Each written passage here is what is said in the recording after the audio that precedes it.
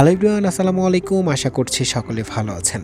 আজকে আমি আপনাদেরকে নিয়ে যাব রবীন্দ্রনাথ ঠাকুরের শ্বশুরবাড়িতে, যেটা বিভাগীয় শহর খুলনা থেকে মাত্র ১৯ কিলোমিটার দূরত্বে ফুলতলা উপজেলার দক্ষিণ ডিঙ্গি গ্রামে অবস্থিত।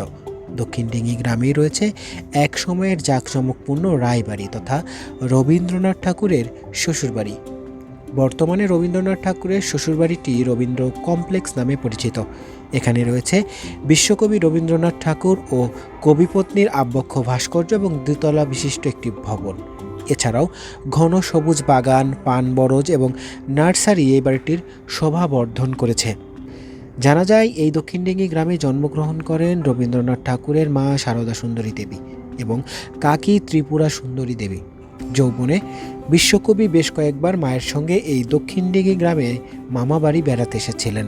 তাই তো কবির জন্ম এবং মৃত্যুবার্ষিকীতে নানা আয়োজনে মুখর হয়ে ওঠে রবীন্দ্র ঠাকুরের শ্বশুরালয় বা রবীন্দ্র কমপ্লেক্সটি।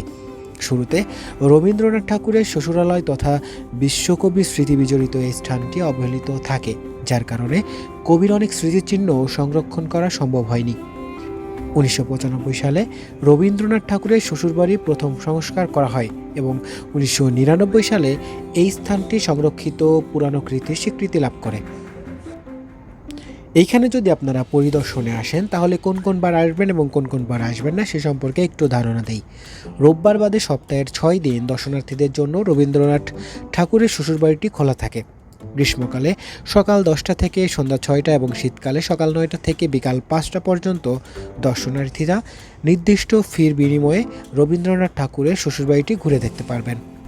রবীন্দ্রনাথ ঠাকুরের শ্বশুরবাড়িতে আসতে হলে প্রথমে বিভাগীয় শহর খুলনায় আসতে হবে। ঢাকা থেকে খুলনা যাওয়ার বিভিন্ন বাস সার্ভিস রয়েছে, এর মধ্যে ঈগল, সোহাগ, হানিফ, গ্রিন লাইন অন্যতম। খুলনা থেকে পৃথক বাসে করে ফুলতলা উপজেলায় নেমে সেখান থেকে রিক্সা বা অটোরিকশা দিয়ে সহজেই রবীন্দ্রনাথ ঠাকুরের শ্বশুরবাড়ি ঘুরে আসতে পারবেন। আর আপনি যদি ফরিদপুর, মাগুরা, যশোর হয়ে আসেন তাহলে অবশ্যই আপনাকে ফুলতলা নামতে হবে। ফুলতলা থেকে আপনি যে কোনো অটো বা রিক্সা করে এই শ্বশুরবাড়ি কমপ্লেক্সটিতে আসতে পারবেন। এবং কোথায় থাকবেন সেই সম্পর্কে একটু বলে নেই।